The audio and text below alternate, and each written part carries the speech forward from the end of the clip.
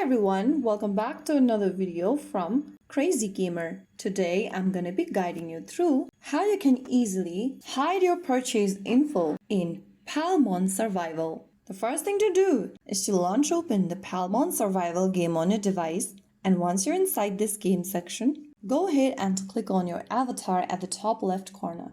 This will open the Explorer info page where you need to click Settings at the bottom. Inside Settings, tap on Settings.